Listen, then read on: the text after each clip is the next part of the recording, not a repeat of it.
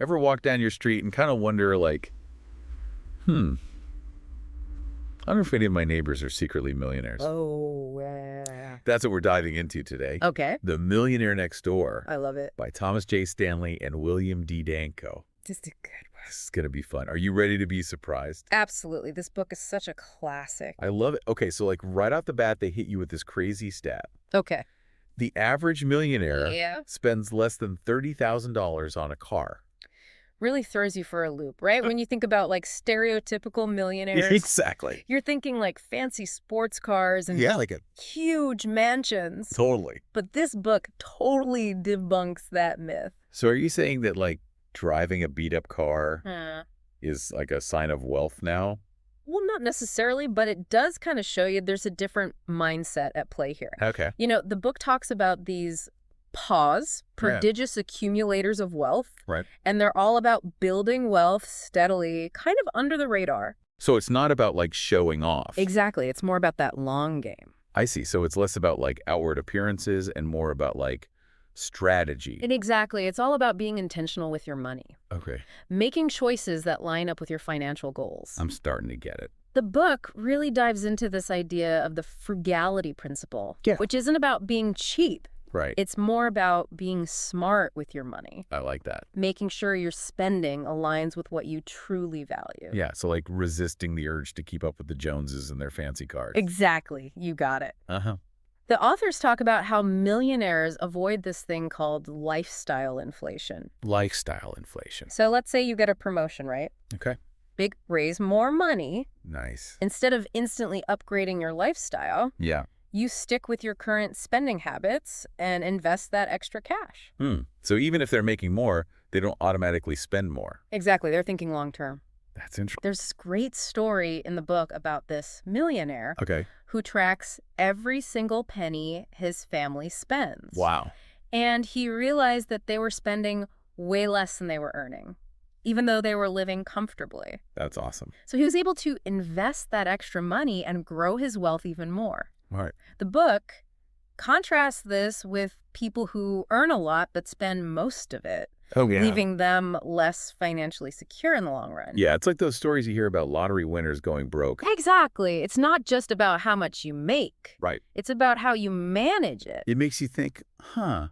But let's be real, building wealth takes more than just like being frugal, right? Oh, absolutely. Like what else? There are other factors at play, for sure. Yeah, what are those other like traits that kind of contribute to this whole Millionaire Next Door thing? Well, the book breaks down some key habits and traits Okay. that are common among these wealth builders. So it's like a blueprint. You could say that. I love it. Okay, give me the secrets. Okay, well, one of the big ones is discipline. Okay. And not just with spending, Yeah, but with their work ethic and their long-term goals. makes sense. Many of these millionaires are self-made. You know, So they built it from nothing. they hustled, they put in the work. So that grit and determination. Exactly. Okay, but how do they like resist that temptation to splurge once they start making bank? Right. It's so easy to fall into that trap. Well, it all comes down to their commitment to financial independence. Okay. They prioritize that long-term stability I see. over the instant gratification of buying fancy things. They're playing the long game. They are. And get this. Okay. The book says the average millionaire spends only about 7% of their income annually on living expenses. 7%. Yeah, crazy, right? That's wild. Most people I know I know. could never imagine. It sounds impossible. Yeah, like Yeah. what does that even look like? Well, think about it this way. It's not about like depriving yourself. It's more about like choosing what matters, right? Like they might live in a modest home or drive a reliable car, you know, nothing flashy. And they might prioritize experiences over like buying expensive stuff. I can see that. Yeah, it's like finding value in things that aren't just about the price tag. Yeah, exactly. But how do they like make those smart choices? Are there like any specific strategies or habits? Well, the book talks about how important it is to be really organized and to track your finances. Like millionaires are often very meticulous budgeters. They Right. keep a close eye on their income and expenses. So it's like they have a plan. It's like having a roadmap for your money, I like that. making sure every dollar is working towards their goals. So it's not about being a Scrooge. No, not at all. It's more about being like intentional with your money. Exactly. It's about knowing where your money goes and making sure it's going where you want it to go. And that makes sense. And like, you don't have to have some complicated spreadsheet, right? Not at all these days. There are tons of apps and tools that make it super easy. Yeah, that's good to know. You can track your spending without breaking a sweat. So I'm seeing this whole building wealth thing is not about luck or like some secret formula. It's more about like having a smart approach and being disciplined. That's a really great takeaway from the Millionaire Next Door. It's about showing that anyone can build wealth. Yeah, anyone can do it. It's not some mystery. It just takes effort and smart choices. I love that. Okay, so we've got the budgeting part down.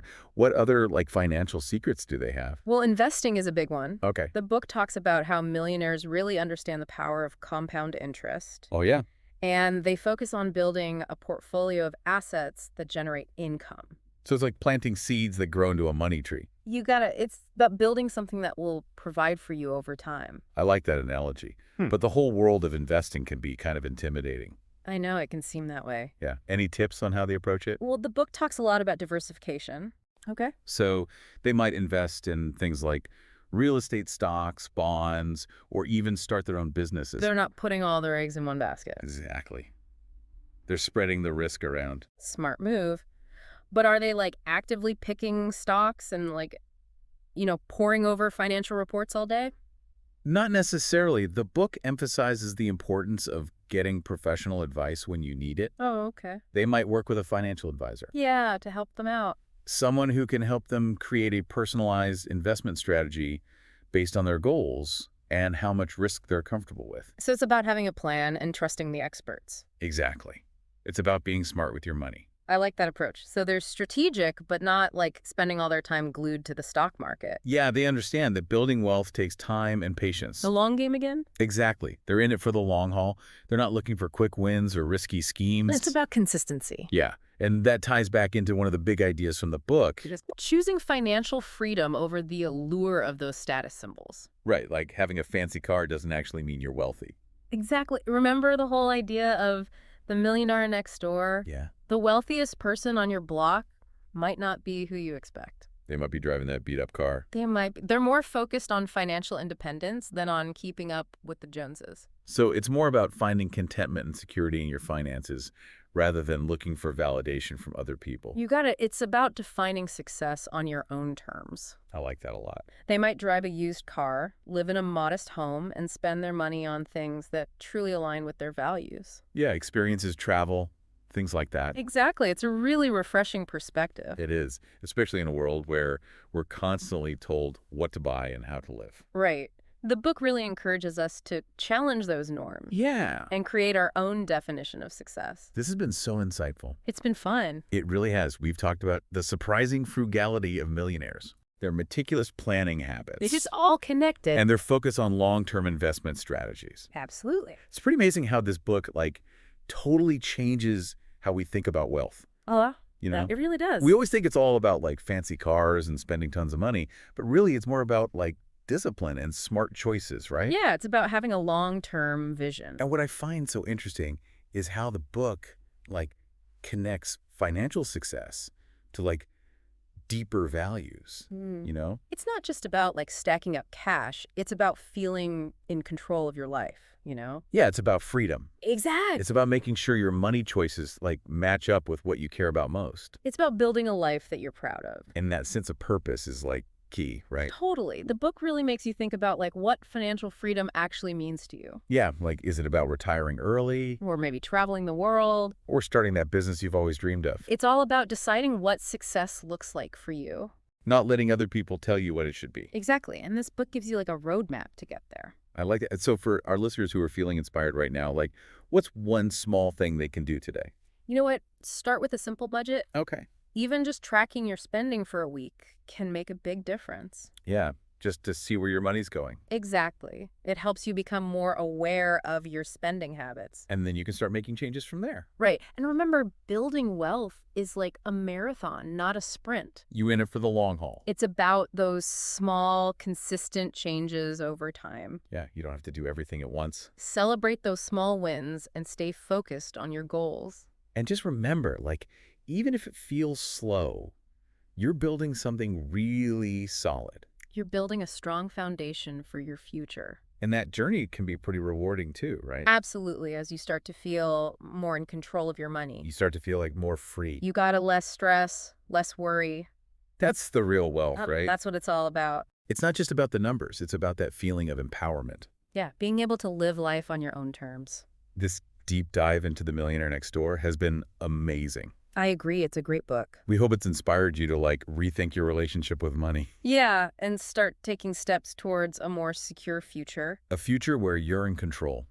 Remember, true wealth is within reach for everyone. It starts with your mindset. Making smart choices. And believing in yourself. Until next time, keep learning, keep growing, and keep striving for a life of abundance. In every way